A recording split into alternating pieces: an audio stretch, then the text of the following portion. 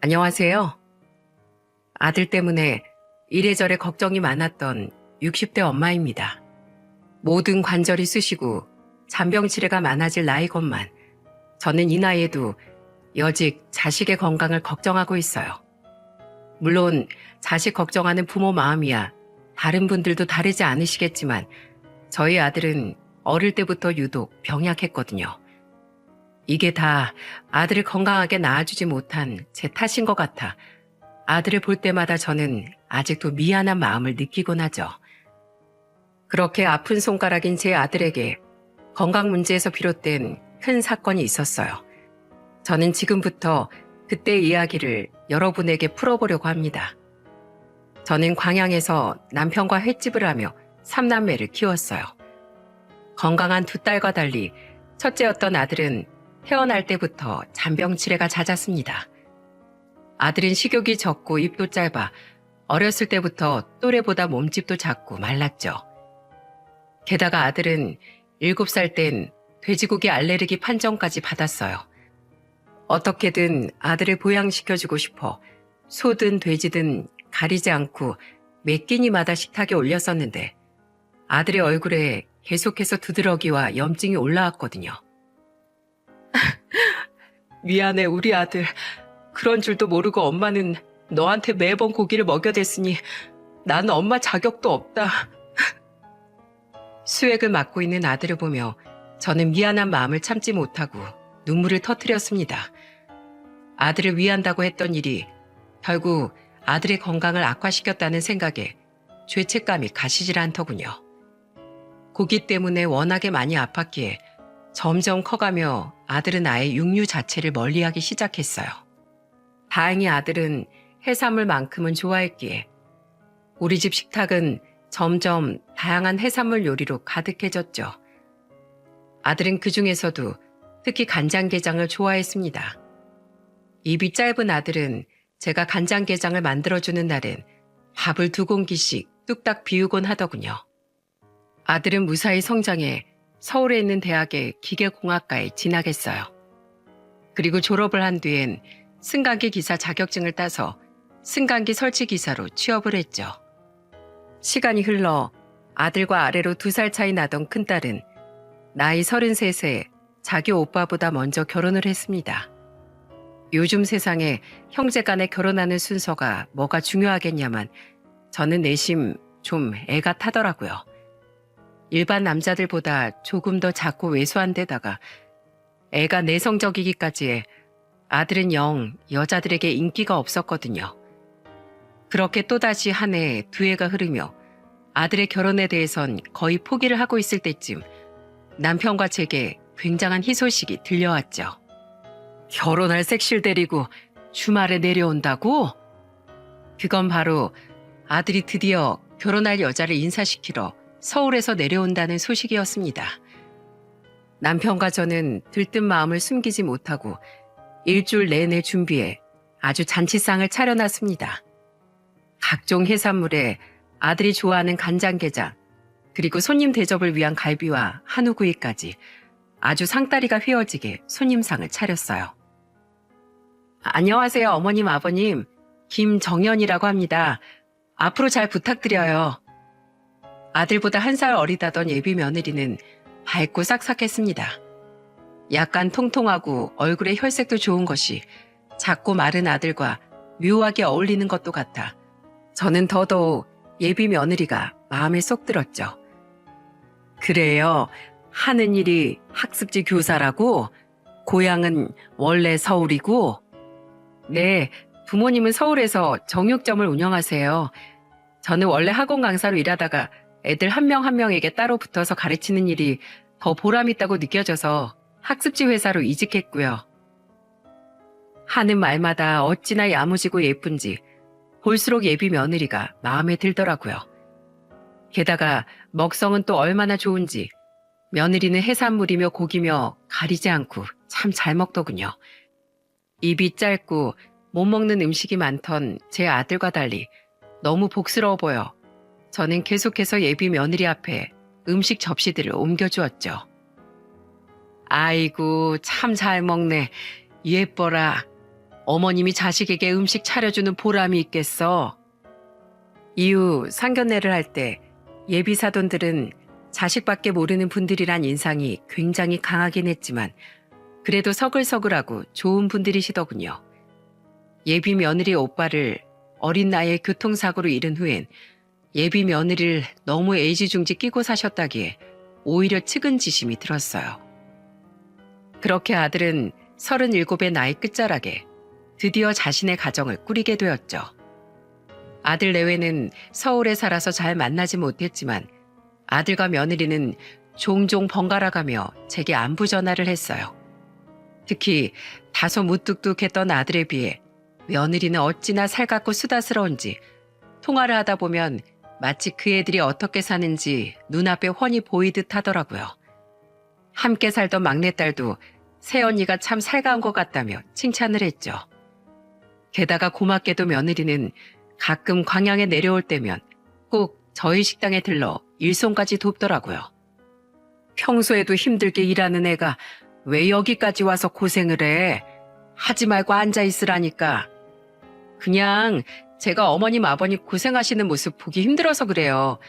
우리 얼른 같이 정리하고 저녁에 맛있는 거 먹으러 가요. 참 고맙고 기특하지 않습니까? 게다가 원래 고기를 좋아한다던 며느리는 제가 아들 때문에 차려놓은 해산물 음식도 잘 먹으며 이렇게 이야기했어요. 전 원래 고기파인데 어머님이 요리하신 해산물은 정말 왜 이렇게 맛있는지 모르겠어요. 저도 어머님한테 요리 배우고 회 뜨는 법도 배워서 나중에 아예 어머님 아버님 식당 물려받을까요? 저는 그런 며느리가 참 고마웠습니다. 아들이 결혼한 후 하나 걱정거리가 있다면 바로 아이 문제였어요. 아들은 애들을 참 좋아해서 결혼 전에도 빨리 아이를 낳고 싶다고 했는데 아들의 바람과 달리 결혼한 지 2년이 넘도록 두 아이에겐 통 아이가 찾아오지 않았거든요. 하지만 저는 두 아이가 속상할까 싶어 절대로 아들과 며느리에게 임신에 대해 묻진 않았죠. 그런데 아들이 결혼한 지 2년이 지난 어느 명절날 보니 아들의 얼굴이 많이 수척해져 있더군요. 근데 익성이 넌 요새 일이 많이 바쁘니? 왜 이렇게 말랐어? 아, 그게요. 이 사람이 요새 일이 너무 많아서요. 집에도 늦게 들어오고 주말에도 일을 나가더라고요. 보는 저도 매번 안쓰러 죽겠다니까요. 제 물음에 며느리는 말꼬리 흐리는 아들 대신 걱정스러운 말투로 대답했습니다. 아들은 아무 말 없이 뒷머리를 긁적이더군요. 걱정은 됐지만 착한 며느리가 옆에 있으니 오죽 아들을 잘 챙겨주겠나 싶어 저는 그저 고개를 끄덕였죠. 그런데 약 1년 뒤 아들은 제게 전화를 걸어 대뜸 이렇게 말했습니다. 엄마, 저 엄마가 만들어준 집밥이 너무 먹고 싶은데 혹시 간장게장 좀 만들어서 보내주실 수 있어요? 그럼 당연하지. 근데 엄마 밥 먹고 싶다고 하면 새아가가 서운해하지 않겠어? 그럴 일 없어요. 부탁 좀 드릴게요, 엄마. 감사해요. 아쉬운 소리를 잘 하지 않던 아들이 저렇게까지 말하니 일이 많이 힘든 건가 싶어 마음이 안 좋더라고요. 다음 날 저는 간장게장을 만들어 아들 집 주소로 택배를 보내주었습니다. 그런데 다음 날 택배를 받은 며느리가 제게 전화를 걸더군요. 어머님, 게장 잘 받았어요. 만드시느라 정말 고생 많으셨겠어요. 감사해요. 고생은 뭘. 익성이가 제일 좋아하는 반찬이니까 잘 좀 챙겨주렴. 저번 명절에도 얼굴 보니 얼굴이 더 마른 것 같더라. 네 계좌로 아까 30만 원 보냈어. 사돈 어른들께서 고기를 매번 가져다 주신다고 하니 내가 너 먹을 고기를 따로 보낼 수도 없는 노릇이라 돈으로 보냈어. 그 돈으로 맛있는 걸 사 먹든 옷을 사 먹든 새아가 네가 쓰고 싶은 곳에 쓰려무나. 항상 고맙다 새아가. 정 괜찮은데 뭘 그런 걸 다 보내셨어요. 감사해요 어머님. 잘 쓸게요. 근데 어머님, 앞으로는 이런 해산물들 보내지 말아주세요. 저 사실 임신이라도 한 건지 요새 해산물만 보면 속이 메스꺼워서요. 양해 좀 부탁드려요. 죄송해요. 뭐? 임신? 세아가 너 임신한 게냐? 아직 검사는 안 해봤어요. 집에서 하는 테스트기는 부정확한 경우도 있다고 해서 다음 주에 산부인과에 직접 다녀오려고요. 근데 너무 큰 기대는 마세요, 어머님. 제 나이도 있고 해서 만약에 임신이라고 해도 초기 유산 가능성이 많다고 하더라고요. 그래서 임신이라고 해도 나중에 말씀드리려고 했는데 도저히 해산물 냄새를 참을 수가 없어서 하는 수 없이 이렇게 말씀드리는 거예요. 죄송해요, 어머님. 죄송은 무슨. 알겠다. 우선 몸 관리 잘하고 푹 쉬거라. 저는 들뜬 기색을 숨기려 애쓰며 전화를 끊었습니다. 혹시 임신이 아니거나 아기가 잘못되기라도 하면 들떴던 저를 떠올리며 며느리가 너무 속상해할까봐 말이죠. 전화를 끊은 저는 신이 나 혼자서 덩실덩실 춤까지 췄습니다. 그동안 차마 티는 못 냈어도 너무나도 오래 기다렸던 손주 소식이었으니까요. 저는 함께 일하고 있던 남편에게도 이 사실을 전했고 저녁에 집으로 돌아와 막내에게도 소식을 전달했어요. 그냥 알고만 있어. 네 새언니나 오빠한테 전환하지 말고 나중에 임신이 확실해진 뒤에 걔들이 먼저 말하면 그때서야 축하해줘. 네 새언니 마음 불편하지 않게 말이야. 그런데 제 말을 들은 막내는 기뻐하던 제 남편과 달리 아리송한 표정을 짓더군요. 임신? 이상하다. 뭐가 이상해? 그리고 막내의 대답을 들은 저는 큰 혼란에 빠져버리고 말았어요. 막내의 대답은 전혀 제가 예상치 못한 말이었거든요. 내가 어젯밤에 새언니 SNS를 봤었거든? SNS 친구는 아닌데 서울에 사는 친구가 자기 조카 학습지 시키고 싶다고 하길래 우선 언니네 학습지 이름부터 친구한테 알려주고 싶어서 검색해서 들어갔었어. 근데 새언니 어제 친구들이랑 술 마시고 있다고 게시물 올렸던데? 막내가 내민 휴대폰 액정 속엔 소주잔을 들고 환하게 웃고 있는 며느리의 사진이 보이더군요. 게다가 막내는 더욱 마음에 걸리는 말을 한마디 덧붙였죠. 근데 새언니랑 오빠 요새 사이가 별로 안 좋나? 거의 최근 몇 개월 동안 새언니 SNS에 오빠랑 뭐 했다는 게시물이 하나도 없더라. 죄다 친정 부모님이나 친구들이랑 있는 사진뿐이더라고. 임신을 했을지도 모른다던 애가 아들과 사이가 소원한 데다 술까지 마시고 다닌다니 혼란스러웠습니다. 아무리 생각해도 며느리의 말이 앞뒤가 맞지 않는 것 같았어요. 그래도 저 혼자 괜한 억측일까 싶어 아들에게 전화해 은근하게 물었더니 아들의 대답은 더더욱 이상함만 불러일으킬 뿐이었죠. 임신이요? 그럴 리가 없는데. 아무튼 엄마, 제가 확인해 보겠는데 그 사람 말 신경 쓰지 마세요. 저 아직 퇴근 못했는데 내일 간장게장 잘 먹을게요. 혹시 며느리가 임신한 거 아니냐는 제 물음에 그럴 리가 없다는 아들의 대답은 누가 들어도 이상하지 않나요? 아무래도 두 사람 사이에 뭔가 문제가 있는 것 같더군요. 부부 사이의 일이니 어련히 알아서 하겠냐만 저는 유독 힘이 없어 보이던 아들의 목소리가 마음에 걸렸습니다. 저는 밤새 고민한 끝에 다음 날 남편에게 가게를 맡기고 아침 일찍 서울로 출발했어요. 부부 사이 일에 끼어들지 않더라도 몇 달 동안 못 본 아들이 대체 어떻게 지내고 있는지, 정말 별다른 문제는 없는 건지 직접 제 눈으로 확인하고 아들과 이야기를 나눠보고 싶었거든요. 주말이라 그날은 쉰다는 아들의 말에 저는 아들 부부에게 연락하지 않고 그들이 사는 빌라 앞에 도착했습니다. 제가 아들에게 미리 말하면 아들이 며느리에게 말할 것 같았거든요. 쉬는 날인데 며느리를 불편하게 하고 싶지 않아 저는 아들만 살짝 불러내 얼굴을 보고 이야기를 나눈 후 집으로 돌아올 생각이었죠. 그런데 아무리 전화를 걸어도 아들이 전화를 받지 않는 게 아니겠어요? 점심이 다 된 시간이라 부지런한 아들이 아직 안 일어나 있을 리도 없는데요. 날이 너무 쌀쌀해 저는 잠시 빌라 안으로 들어갔습니다. 그곳에서 아들의 연락을 기다리다가 정 연락이 안 오면 근처 카페에 들어가 있을 생각으로요. 그런데 그때 큰 고성 소리가 들리더군요. 당신 진짜 제정신이야? 어떻게 그걸 저렇게 다 버릴 수가 있어? 깜짝 놀랐습니다. 그 목소리의 주인공은 분명 제 아들이었거든요. 아들의 집은 복도식 빌라 1층이었는데 가까이 다가가 보니 환기 때문에 복도와 맞닿은 주방과 작은 방 창문을 열어놓은 것 같더군요. 설마 며느리와 싸우고 있는 건가 싶어 저는 가만히 소리에 귀를 기울였는데 두 사람 다 어찌나 목소리가 크던지 딱히 제가 귀를 기울이지 않아도 싸우는 소리가 복도에 쩌렁쩌렁 울려 퍼지더군요. 그리고 두 사람의 대화 내용을 듣게 된 전 큰 충격에 빠지고 말았습니다. 엄마가 보내준 간장게장을 정말 남김없이 전부 버렸다고? 당신 미쳤어? 이미 버린 거 뭐 어쩌라고.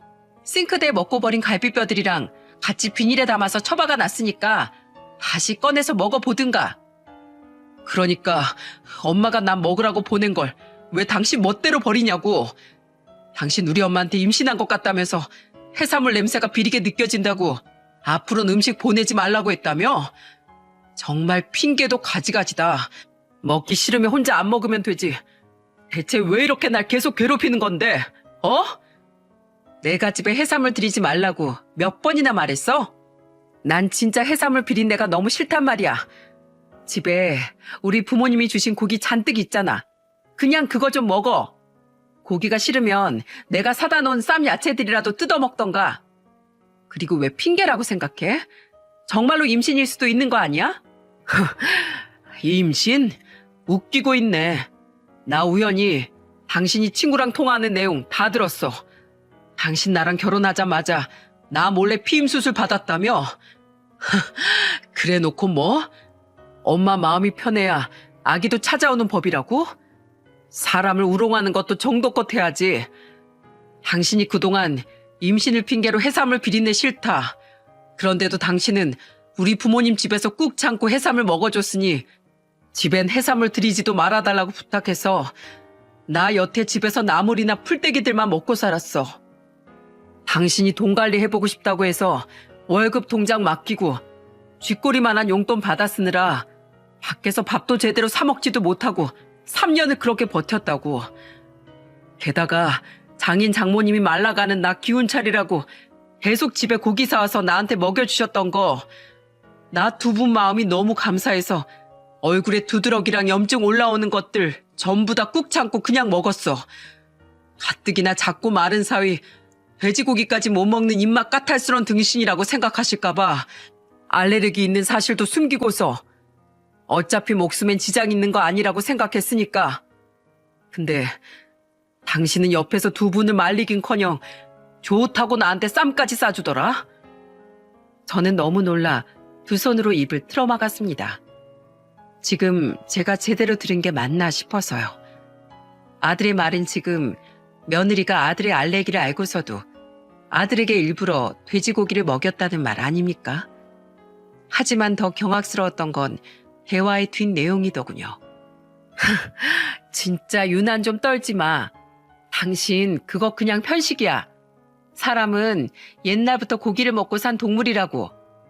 그리고 우리 부모님 들먹이지 마. 나도 할 말 있거든? 나도 원래 해산물 비려서 더럽게 싫어해. 근데 나도 꾹 참고 당신 집 가서 그 역겨운 해산물들 꾸역꾸역 먹어줬잖아. 비린내 나는 당신 엄마 횟집에서 공짜 일꾼 노릇까지 자처하면서. 그때 내가 진짜 얼마나 구역질 났는지 알기나 해? 뭐? 구역질? 누가 당신한테 억지로 그 음식들 먹였어? 식당 일도 우리 부모님이 극구 말리던 거 당신이 끝까지 고집부려서 했던 거잖아. 그리고 당신 피임 수술 받은 사실 알았을 때 나 다 들었거든? 당신 그냥 우리 부모님 식당 물려받자마자 팔아서 돈 챙기려고 그런 거라며? 알랑방귀 좀 끼면 어련히 장남한테 식당을 물려주든 팔아서 돈을 주던 할 거라고. 곧 죽을 노인네들 비위 맞추는 게 고역이라면서 당신이 욕짓거리까지 했던 거 내 두 귀로 똑똑히 다 들었어. 변태야? 왜 남의 전화를 그렇게 다 엿들어? 그래, 그냥 톡 까놓고 솔직히 말할게. 어차피 이대로 평생 살 수는 없는 거잖아. 나 당신 부모 너무 싫어. 가까이만 가도 몸에 달라붙은 생선 비린내 때문에 정말 토악질이 난다고. 혹시라도 우리 집에 자주 놀러 온다고 할까봐. 그거 방지하려고 내가 하기 싫은 안부 전화도 얼마나 꼬박꼬박 했는지 알아? 이 나이에 남은 남자들 중에 그나마 당신이 제일 착하고 돈도 잘 벌어서 당신이랑 결혼한 건데 그 끔찍한 비린내 때문에 내가 이렇게 스트레스 받을 줄 누가 알았겠어? 그리고 임신도 난 애 생각이 없다고 하면 당신이 결혼 안 할 것 같으니까 그냥 그땐 나도 애 갖고 싶다고 말했던 거지. 난 원래 애 생각 없었어. 난 아픈 건 딱 질색이야. 내가 미쳤다고 내 몸 망가지면서까지 애를 낳겠냐? 어차피 요즘 사람들 애 없이 띵크로도 잘만 재밌게 살아. 당신도 내가 좋아서 결혼한 거지. 있지도 않은 애 때문에 결혼한 거 아니잖아. 기왕 밝혀진 거 결혼한 지 3년이나 된 마당에 그냥 살자. 어? 당신 부모님한텐 이번처럼 임신일지도 모른다. 혹은 임신했다고 말했다가 몇 번 유산됐다고 말한 뒤에 단념시키면 그만이잖아. 안 그래? 너무 놀라서 손발이 덜덜 떨렸습니다. 밝고 착하다고 믿었던 며느리의 이면, 아니 본 모습이 저렇게 음흉하고 끔찍했을 거라곤 상상조차 하지 못했거든요. 그동안 며느리의 모든 말과 행동은 전부 거짓이었던 겁니다. 그리고 이어진 아들의 뒷말을 듣는 순간 저는 그만 눈이 돌아버리고 말았죠. 당신 정말 무서운 사람이다. 내가 원래 알던 당신의 모습 중에 진짜가 있긴 했던 건지도 이젠 모르겠어. 딩크? 그냥 살자고? 남편에 대한 존중이라곤 눈꼽만큼도 없는 당신이랑 내가 애도 없는 마당에 대체 왜 같이 살아야 하는데? 당신 내 얼굴 안 보여? 당신 부모들이 점점 하루가 멀다 하고 집에 찾아와 돼지고기를 먹여대던 통에 내 얼굴에선 부드러기랑 염증이 사라질 날이 없었어. 지금 내 얼굴은 온통 염증 흉터로 얽어져 있다고. 그래서 내가 저번에 당신 부모한테 그랬지. 사실 나 돼지고기 알레르기 있다고. 그때 당신 부모 말 듣고 내가 얼마나 소름이 끼쳤는지 알아? 다 알고 있었다고. 알레르기 같은 건 아주 질 나쁜 편식 있는 인간들이라 하는 소리라 사이 버릇 고쳐놓고 싶어서 일부러 더 고기를 나한테 먹였다는 얘기 듣고 난 너무 무서워서 오금이 다 저리더라. 그리고 며칠 뒤에 당신이 친구랑 통화하는 얘기들 전부 듣게 된 거야. 너랑 네 부모가 인간이냐? 내 인생, 내 건강은 어떻게 되든 말든 당신만 좋을 대로 하면 만사 오케이라는 거야?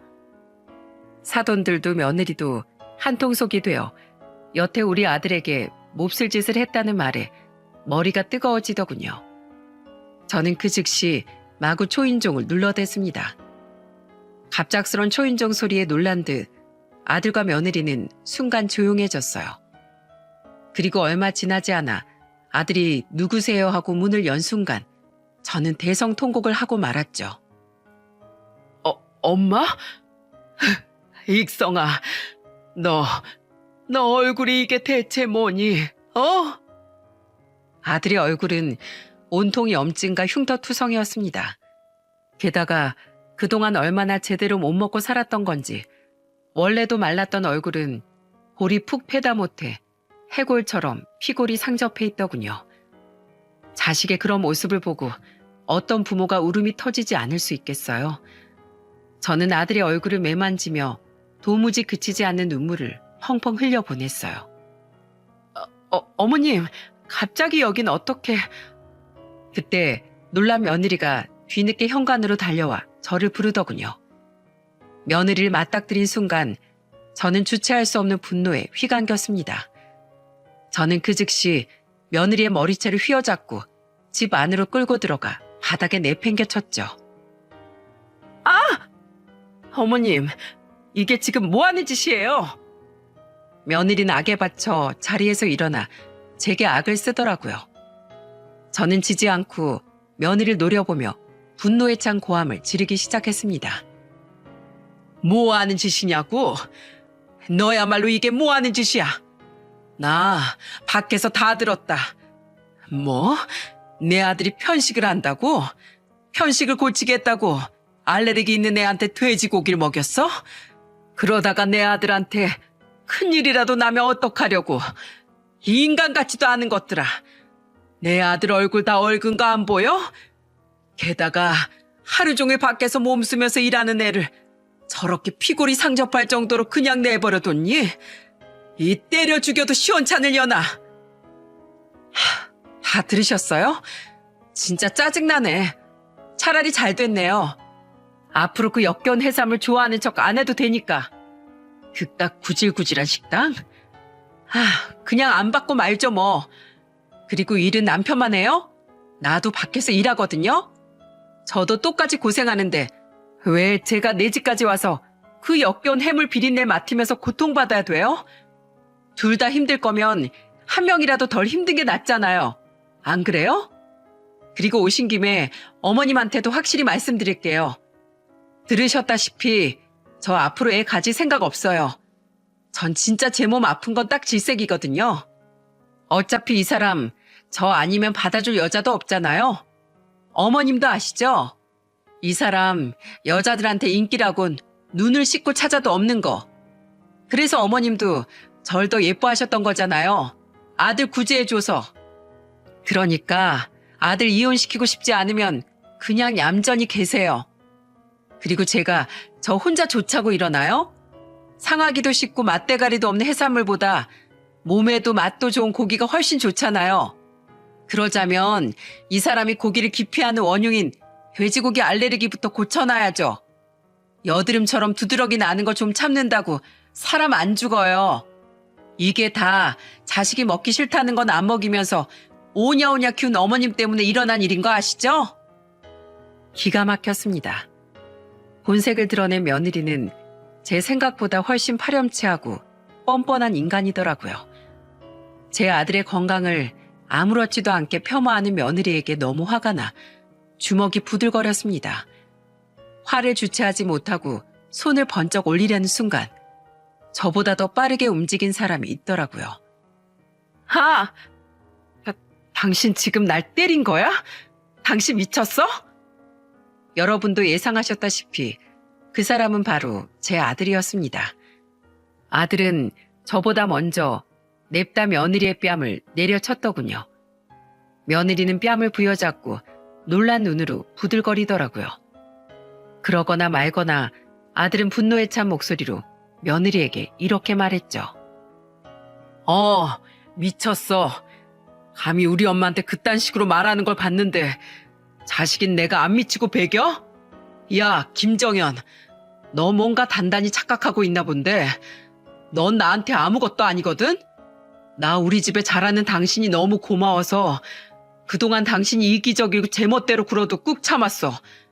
근데 당신 부모가 나한테 한 짓들, 그리고 당신이 나 몰래 피임 수술하고 그동안 날 농락해왔다는 모든 걸 알았을 때 그때부터 난 당신한테 오만정이 다 떨어졌어. 몰랐지? 나 그때부터 월급 통장 다른 통장으로 바꾸고 변호사 선임 비용 모으고 있었어. 당신하고 확실히 이혼하려고.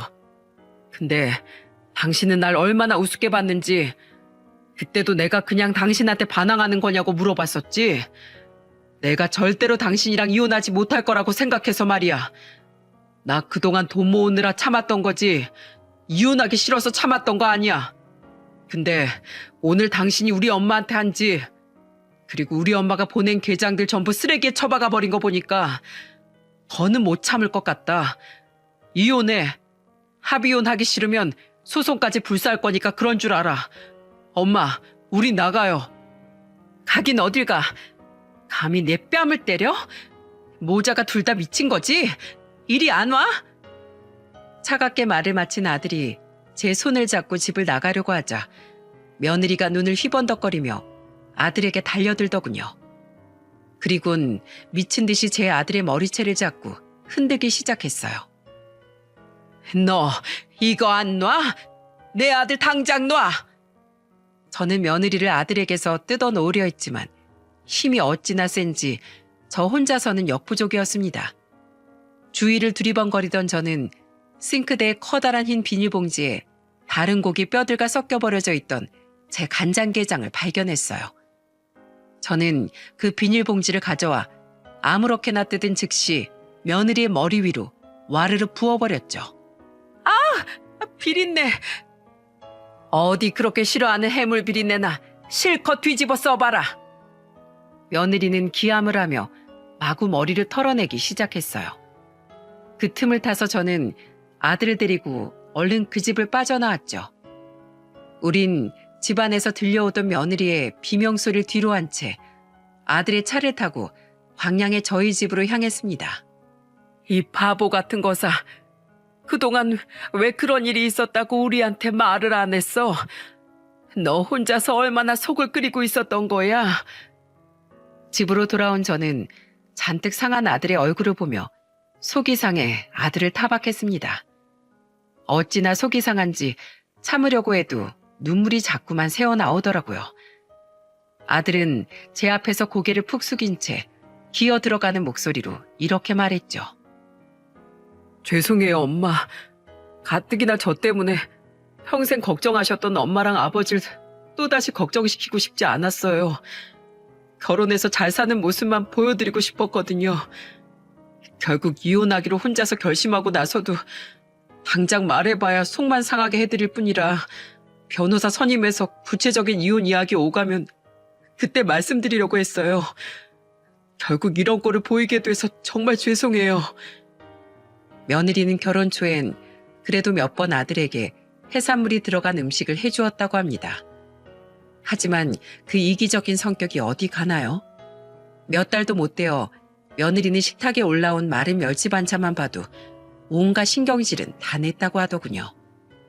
며느리에게 월급 통장을 맡긴 후 고작 한 달에 20만 원을 용돈으로 받았던 아들은 밖에서 밥을 사 먹지도 못하고 집에서 며느리가 남긴 나물이나 쌈야채에 밥을 먹으며 살았다고 합니다.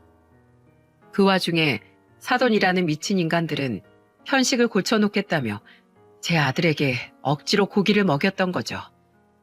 아들은 이혼을 결심한 후 며느리에게 쓸 곳이 있으니 그동안 모은 돈을 일부라도 좀 달라고 요구했었다고 합니다. 하지만 며느리는 대출금 갖고 생활비로 쓰느라 먹고 죽을래도 돈이 없다며 아들에게 돈을 주길 거부했다더군요. 그 여자가 얼마나 구두쇠인데요. 분명 모아둔 돈이 있을 거예요. 소송을 걸어서라도 제가 그동안 벌었던 돈 전부 찾아올 거예요. 그러려면 우선 변호사 선임비가 필요해서 월급 통장 계좌를 바꿨더니 아내가 얼마나 난리를 쳤었는지 몰라요. 그래도 제가 월급을 안 내놓으니까 앙심을 품고 있다가 오늘 저 보란 듯이 아예 엄마가 보내준 계장들을 전부 버려버린 것 같아요. 사실 엄마에게 반찬 좀 보내달라고 했던 것도 밖에서 밥 사 먹는 돈 아끼려고 그랬던 거예요. 외롭기도 했고요. 어차피 그 사람하고 이혼할 거니 저는 그 사람이 비린내를 싫어하든 말든 배려해줄 이유도 없고 절 먼저 배려하지 않은 건 그 사람이었으니까요. 전 정말 결혼해서까지 걱정 끼치는 못난 아들만큼은 되고 싶지 않아서 어떻게든 버텨보려고 했는데 결국 나이가 40이 돼서도 엄마 걱정시키고 피해만 끼치는 못난 아들이네요. 죄송해요. 아들은 자기 자신이 싫다며 결국 눈물을 뚝뚝 흘리기 시작했습니다. 그런 아들의 모습이 너무도 마음이 아파 저는 아들을 끌어안으며 함께 눈물을 흘렸죠. 그동안 어찌나 말랐던지 아들의 등을 손으로 쓸어내리니 등뼈가 제 손에 생생하게 느껴지더라고요. 괜찮다, 괜찮어. 힘들 때 의지하고 기대라고 이 늙은 부모가 이어즉 살아있는 게 아니겠니? 죄송할 거 하나도 없다. 그동안 혼자서 많이 힘들었지. 이젠 괜찮다. 이 엄마가 네 옆에 있잖니. 제 연락을 받고 가게 문을 일찍 닫고 들어온 남편은 잔뜩 야윈 아들을 보며 눈물을 참지 못했습니다. 자초지종을 들은 막내는 며느리를 가만 안 두겠다며 분통을 터뜨렸죠. 저는 아들을 설득해 회사에 휴가를 내게 했습니다. 그리곤 평일이 되자마자 아들을 병원으로 데려갔어요. 아니나 다를까 긴 시간 동안 알레르기가 유발된 탓에 아들의 몸은 많이 쇠약해져 있는 상태더군요. 아들은 주사와 수액을 맞고 집으로 돌아왔고 이후에도 몇 번이나 더 병원 방문을 해야 했죠. 그리고 저는 몸에 좋다는 보약과 해산물을 다 사다가 아들에게 음식을 해 먹이기 시작했습니다.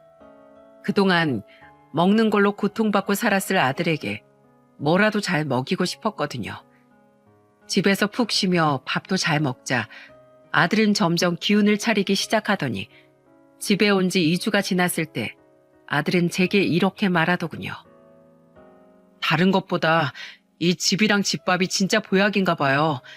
평생 자라온 집에서 쉬면서 엄마 밥을 먹으니까 정말 숨구멍이 트이는 것 같아요. 그 사이 아들은 차로 2시간쯤 걸리는 광주에서 이혼 변호사를 선임했더군요. 그동안 모아놓은 돈이 넉넉하진 않아도 다행히 적절한 변호사 선임비로 쓰기엔 충분했던 모양이더라고요. 그렇지 않아도 제가 아들에게 돈을 빌려줄 생각이었는데 아들의 수중에 돈이 적당히 모인 시기에 때마침 이번 일이 터졌던 거죠. 그리고 아들은 며느리에게 드디어 이혼 소장을 보냈습니다. 아들에겐 수십 통이 넘는 며느리와 사돈들의 전화가 걸려왔어요. 끝내 아들이 전화를 받지 않자 세 사람은 아예 제 가게로 찾아왔더군요. 막내는 회사 가고 아들은 변호사를 만나러 갔었기에 집에 아무도 없자 식당으로 온 눈치였죠. 안사돈은 저를 보자마자 다급히 저를 붙잡고 이렇게 말했어요. 안사돈, 너무 노여워만 말고 제 이야기도 좀 들어보세요. 내 자식이 제일 먼저고 귀한 건 모든 부모가 다 같지 않겠습니까? 그래서 우리도 우리 딸 편을 들었을 뿐이에요. 그리고 솔직히 돼지고기 못 먹는 사람이 세상에 어디 있습니까? 그냥 반찬 투정인 거지. 그래서 우린 사이도 자식이니 자식 교육시키는 차원에서 고기 좀 많이 먹인 겁니다. 그 고기들 다 합치면 한두 푼이 아니에요. 그깟 편식 때문에 애들을 이렇게 이혼시킬 겁니까? 아무리 요즘 세상이라도 아직 이혼은 흠인 거 아시잖아요. 그러니까 안사돈, 부모로서 자식 위하는 길이다 생각하시고 정서방 좀 잘 설득해서 집으로 돌려보내주세요. 예? 이번 일로 기분 상했다면 미안합니다. 미안이요? 남의 자식 얼굴을 두드러기로 그 모양을 만들어 놓고 사과?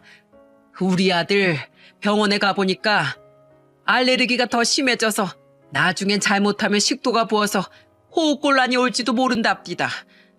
댁들이 하도 억지로 먹여댄 탓에 거부 반응만 더 심해졌대요. 우리 애가 키가 168인데 몸무게가 48kg가 됐습니다. 이게 정상적인 사람 몸무게입니까? 내 자식을 위한 길이라고요? 당신 딸 같은 여자랑 결혼했었다는 것 자체가 내 아들 인생의 큰 흠입니다. 더 늦기 전에 댁들한테서 벗어나는 게 그 흠을 최소화시키는 길이고요. 그 엄마의 그 딸 아닙니까? 하는 말마다 참 뻔뻔하기 짝이 없더군요. 그러자 옆에 서 있던 며느리는 저를 붙잡고 신경질적으로 말했죠. 바깥사도는 옆에서 씩씩대며 성질을 냈고요. 어머님, 그 사람 어디 있어요? 저 이 이혼 절대 못해요. 이 나이 먹고 창피하게 어떻게 이혼을 해요? 비겁하게 피하지만 말고 저보고 얘기하라고. 얼른 그 사람 좀 불러주세요. 네? 그래요, 안사돈. 이혼이 무슨 장난입니까? 뭐? 음식물로 인한 고의적 학대로 위자료를 청구해? 내 진짜 어이가 없어서. 사내 놈이 그깟 돼지고기 좀 먹였다고 그딴 걸로 징징대면서 아내한테 돈을 청구합니까? 둘이 싸웠으면 서로 손잡고 화해하며 사는 게 부부지. 사내 속이 왜 이리 좁쌀처럼 좁답디까? 정서방 당장 여기를 좀 불러보세요. 내가 장인으로서 따끔하게 혼 좀 내야겠어요. 이 미친 인간이 뭐라는 거야? 썩어 안 꺼져? 화가 난 제 남편은 며느리의 부친을 마구 밖으로 밀치더군요. 저희 남편은 아들과 달리 등치가 컸기에 바깥사돈은 맥없이 밖으로 밀려났죠. 며느리는 그 옆에서 제 남편의 팔을 잡아당기며 말렸고 안사돈은 옆에서 발을 동동 굴렸습니다. 아이고, 여보, 우리 아빠 왜 밀치세요? 그만하세요. 이 집 식구들은 틈만 나면 왜 손부터 나오는 거야? 정말 무식해 죽겠어. 그래, 우리 무식하다. 얘따 이거나 먹어라. 그 모습을 보고 저는 얼른 주방으로 들어가 커다란 고무통을 가지고 나왔습니다. 그리곤 통의 내용물을 새 인간에게 확 끼얹어 버렸어요. 아! 이게 뭐야? 생선 대가리? 그건 바로 회를 뜨고 남은 생선 대가리와 내장들이었어요. 간장게장과는 비교도 안 될 엄청난 악취에 며느리는 경기를 일으키며 마구 몸을 털어대더군요. 정연아, 괜찮니? 당신들 대체 이게 뭐하는 짓이야? 무식한 것도 정도가 있지. 더 무식한지 보고 싶으면 어디 계속 거기 있어 보던가. 어디 남의 아들 인생 망쳐놓고 여기 와서 행패야? 행패가. 얼른 썩어 안 꺼져? 꺼져. 다음엔 내 매운탕 국물을 확 뿌려버릴 테니까. 제가 지랄 발광을 떨자 겁을 먹었는지 그제야 새 연놈은 주랭랑을 치더군요. 그 모습을 보고 남편은 제게 엄지를 척하고 치켜들더라고요. 아들은 광양에서 지내는 시간이 너무도 편했던 모양입니다. 아들은 잠시 고민하는 것 같더니 집에 내려온 지 2주 만에 서울의 회사를 그만뒀어요. 그렇게 그만둬도 괜찮니? 다시 일 구하기 힘들지 않겠어? 괜찮아요. 직업 특성상 일자리 구하기 어려운 직종은 아니라서요. 당분간은 집에서 쉬면서 이혼 준비에만 신경 쓰고 싶어요. 어느 정도 몸이 회복된 아들은 낮엔 집에서 쉬거나 이혼 준비를 하고 저녁엔 저희 식당에 나와 일을 도우며 지냈습니다. 이혼 과정에서 아들과 변호사는 더 도움이 될 것이 있나 싶어 며느리에 대해 조사를 했는데 그 과정에서 며느리의 또 다른 실체가 드러났어요. 직업적 보람을 느끼고 싶어서 학원 강사에서 학습지 강사로 이직했다던 며느리는 사실은 학원에서 잘린 거더군요. 학원 학생들을 자기 개인 과외로 빼돌리다가 학생이 학원 측에 말해서 걸렸대요. 그 길로 학원에서 쫓겨나고 학원가에도 소문이 쫙 돌아서 학원 강사 자리 구하기 힘들어 학습지 강사로 전향한 거더라고요. 아내가 일했던 학원에 물으니 줄줄이 다 말해주던데요. 거기다가 그 학원에서 더 충격적인 얘기를 해줬는데 놀라지 마세요, 엄마. 그 여자 2번이나 파혼 경력이 있었대요. 2번째 파혼 땐 그 학원의 청첩장까지 다 돌렸는데 성격이 하도 이기적이고 난폭해서 그 남자 쪽에서 일방적으로 파혼을 통보했다고 하더라고요. 어쩜 하나부터 10까지 전부절 이렇게 속일 수가 있었는지. 제가 정말 여자 보는 눈이 없었어요, 엄마. 아들은 씁쓸하게 웃더군요. 아들은 긴 소송 끝에 결국 이혼을 할 수 있었습니다. 아들은 통장 이체 내역을 증거로 그동안 며느리 손으로 넘어갔던 자신 몫의 재산을 포함해 공정한 재산 분할을 받을 수 있었어요. 게다가 고의로 과거 파혼 경력을 속이고 동의 없는 피임 수술을 한 점, 부모와 단합해 알레르기 있는 음식을 억지로 아들에게 먹인 가혹행위 등이 전부 며느리의 유책 사유로 인정되어 큰 위자료도 받고 호적을 정리할 수 있었죠. 그렇게 이혼한 지 1년이 지난 지금 건강을 회복한 아들은 광주에 자취방을 얻고 광주에서 회사를 다니고 있어요. 서울보단 여기가 훨씬 좋아요. 주말마다 집에 가서 엄마 밥 먹을 수 있잖아요. 아들은 지금 생활에 만족하고 있는 것 같습니다. 결혼했을 때보다 훨씬 밝아진 아들의 표정에 저도 남편도 지금은 한결 아들에 대한 걱정을 내려놓고 있죠.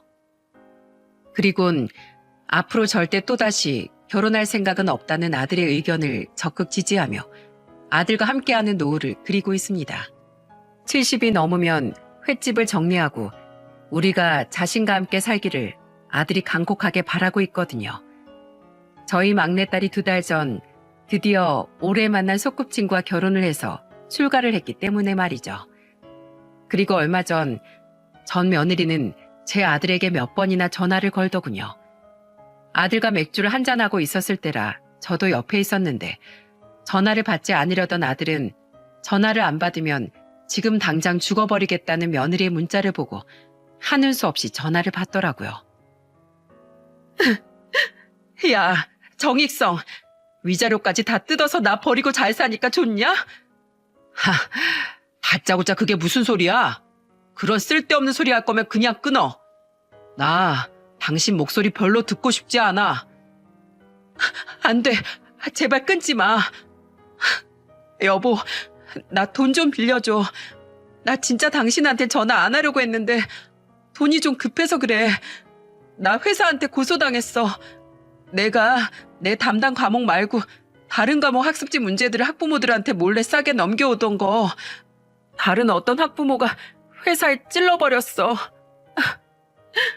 회사에선 자기들 명예 실추시킨 거랑 그동안 손해본 금액들 그리고 학부모들 민원으로 인한 정신적 피해 보상까지 죄다 물어내라면서 나한테 글쎄 엄청난 금액의 손해배상을 청구하더라고. 내가 잘못 좀 했기로써니 해고시켰으면 끝인 거지. 기업이 개인을 상대로 진짜 너무한 거 아니야? 여보, 우리 부모님도 수입산을 국내산으로 속여서 고기 판 거 걸려서 지금 벌금 물고 영업정지 당해서 나 돈도 못 빌려주는 상태야. 그 정육점 나 결혼하기 전에 다 대출금으로 시작했던 가게란 말이야. 여보, 제발 나 딱 한 번만 돈 좀 빌려줘. 나 저 큰 돈 다 못 물어내. 예정을 생각해서라도 제발 도와주라. 어? 너희 가족은 어쩜 그렇게 이기적이야? 남들 속에서 등쳐먹는 것 말곤 살 줄 아는 방법이 없어? 가풍이야 뭐야? 나한테 당신이 사고 친 돈을 빌려달라고? 진짜 어이가 없어서 말도 안 나온다. 꿈도 꾸지 마. 돈 없으면 감옥을 가던지 알아서 죗값 치러. 그래야 두 번 다시 남의 등 못 쳐먹지. 나야말로 제발 부탁인데 앞으로 정직하게 좀 살아. 당신이 계속 그렇게 살면 그런 인간이랑 결혼했던 내 자신이 너무 창피해지잖아. 나 당신 번호 오늘부로 차단할 거거든? 만약에 감옥 가게 되면 거기서도 생선 반찬은 꼭 빼달라고 해라. 어? 끊어. 아들은 씩씩대며 전화를 끊었습니다. 그 통화 내용을 듣고 있자니 참 마지막까지 한심하기가 아주 짝이 없더라고요. 아들의 말 맞다나 저런 애를 귀한 며느리라고 애지중지했던 제 자신이 너무 싫어지는 순간이었죠. 저와 남편은 앞으로 아들과 셋이서 오순도순 행복하게 살아가려고 합니다. 약하게 낳아놓은 제 아들, 제가 책임지고 힘이 다할 때까지 행복하게 만들어주고 싶어요. 오히려 다 늙어서까지 자식을 끼고 살게 된 제가 복이라면 복일 수도 있겠죠. 여러분, 저는 내가 소중한 만큼 남들도 존중받아야 할 소중한 사람임을 잊지 말자는 말을 이 사연을 통해 전하고 싶었습니다. 누구든 내가 편하고 좋은 게 먼저겠죠. 하지만 남에게 희생을 강요하고 타인을 속이면서까지 우리 추하게 행복해질 필요는 없잖아요. 전 며느리는 큰 배상액을 물지 못하면 실형을 살아야 할 테고 그 부모는 그렇게 애지중지하던 딸의 처참한 말로를 지켜만 봐야 할 테죠. 이처럼 끝까지 자기만 생각하며 이기적으로 행동하고 남에게 피해를 준다면 전 며느리와 그 부모처럼 언젠가는 대가를 치르게 되는 법인 것 같습니다. 그러니 우리 모두 사람의 기본된 도리는 지키며 우아하게 기품 있게 각자의 행복을 추구해 나가자고요. 그럼 제 긴 사연을 끝까지 들어주신 모든 분들께 감사를 전하겠습니다. 모두 행복하세요.